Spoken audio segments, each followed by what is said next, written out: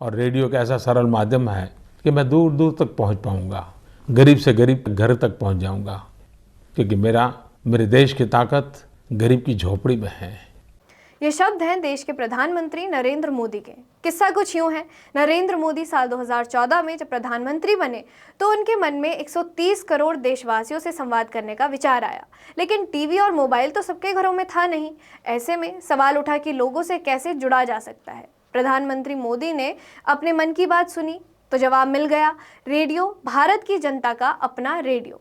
जनता से मन की बात करने का दिन भी तय हुआ, 3 अक्टूबर 2014 विजयदशमी का दिन। समय ऐसा रखा गया कि इसकी पहुंच हर नागरिक तक हो, महीने के आखिरी रविवार की सुबह ठीक 11 बजे। प्रधानमंत्री के मन की बात ऐसे फैली, भारत के कोने कोने की पूरी जनता पहले एपिसोड का इंतजार कर रही थी। हर कोई यही सोच रहा था कि प्रधानमंत्री क्या बात करने वाले हैं, क्योंकि आधी से अधिक आबादी ने शायद ही पहले कभी प्रधानमंत्री को रेडियो पर सुना था।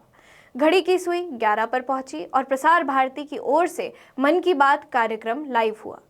घर गांव में, लोगों के घरों में शब्द गूंज पड़े। मेरे प्यारे देशवासियों, मैं आज रेडियो के माध्यम से आपसे कुछ मन की बातें बताना चाहता हूं, और मेरे मन में तो ऐसा है कि सिर्फ आज नहीं, ये बातचीत का अपना क्रम आगे भी चलता रहे।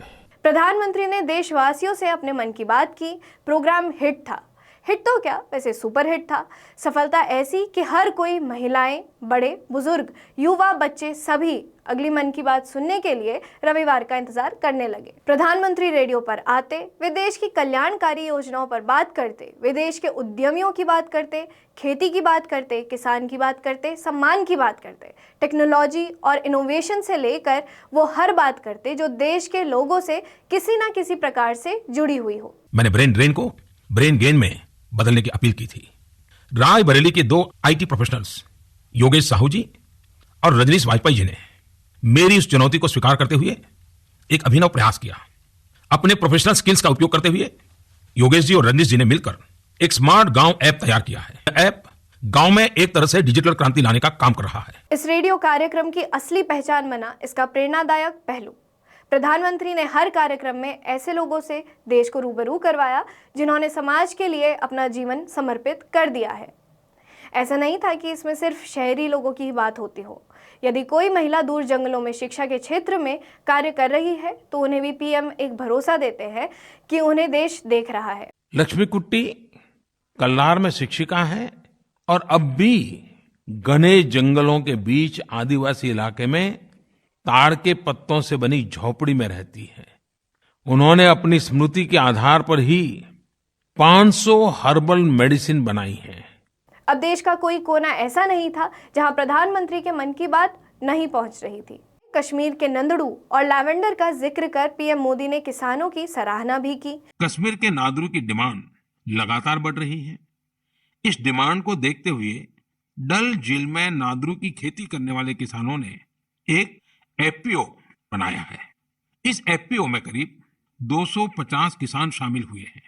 आज ये किसान अपने नादरू को विदेशों तक भेजने लगे हैं। वहीं सुदूर पूर्व अरुणाचल के एक गांव जोर सिंह को इंटरनेट सुविधा मिलने की चर्चा कर कहते हैं कि इंटरनेट से सुदूर इलाकों में नया सूर्य उदय हुआ है। ये खबर एक ऐसे बदलाव के बारे में थी जिसका इंतजार इस गांव के लोगों को कई वर्षों से था।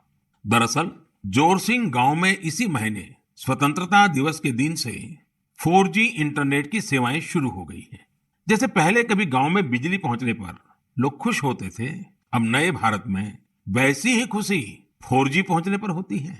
अरुणाचल और नॉर्थ ईस्ट के दूर सुदूर इलाकों में 4G के तौर पर एक नया सूर्योदय हुआ है। इंटरनेट कनेक्टिविटी एक नया सवेरा लेकर आई है। देश के पश्चिम से सूरत का नेचुरल फार्मिंग मॉडल हो या फिर दक्षिण में तमिलनाडु से एक ऐसी महिला की चर्चा जिसने नारियल पानी बेचकर 1 लाख रुपए स्कूल को डोनेट कर दिए। तमिलनाडु के त्रिपुर जिले के उदुमलपेट ब्लॉक में रहने वाली तायम्मल जी का उदाहरण तो बहुत ही प्रेरणादायी है। तायम्मल जी के पास अपनी कोई जमीन नहीं है। बरसों से इनका परिवार नारियल पानी बेचकर अपना गुजर बसर कर रहा है। स्कूल में अभिभावकों के साथ मीटिंग में ये बात उठी कि कक्षाओं और स्कूल की स्थिति को सुधारा जाए, स्कूल इंफ्रास्ट्रक्चर को ठीक किया जाए। तायम्मल जी भी उस मीटिंग में थी। उन्होंने सब कुछ सुना इसी बैठक में फिर चर्चा इन कामों के लिए पैसे की कमी पर आकर टिक गई। इसके बाद तायम्मल जी ने जो किया उसकी कल्पना कोई नहीं कर सकता था। जिन तायम्मल जी ने नारियल पानी बेच बेचकर कुछ पूंजी जमा की थी, उन्होंने 1 लाख रुपए स्कूल के लिए दान कर दिए। प्रधानमंत्री अपनी मन की बात तो कर ही रहे थे, लेकिन इसके साथ ही वो अपने मन की बात की पूर्णता के लिए आम देशवासियों के मन की भी बात सुन रहे थे। इसके लिए उन्होंने मन की बात कार्यक्रम के लिए श्रोताओं से भी अपने विचार मांगे। श्रोता इतने कि ताज़ा सर्वे के मुताबिक इसे अब तक 100 करोड़ लोग सुन चुके हैं। 23 करोड़ लोग तो ऐसे हैं जो नियमित रूप से इस कार्यक्रम को सुनते हैं। इस कार्यक्रम की लोकप्रियता का अंदाजा आप लगाइए कि मन की बात 22 भारतीय भाषाओं में और 29 बोलियों के अलावा 11 विदेशी भाषाओं में प्रसारित भी की जाती है। एक सर्वे के अनुसार लोकप्रियता के पीछे प्रमुख कारण यह है कि यह दर्शकों के साथ भावनात्मक संबंध स्थापित करता है, जिससे नागरिक पीएम मोदी से सीधा जुड़ाव महसूस भी करते हैं। 30 अप्रैल को मन की बात का 100वां एपिसोड प्रसारित किया जाएगा। इसे उत्सव का रूप देने के लिए पार्टी एवं देशवासियों ने तैयारी भी शुरू कर दी है।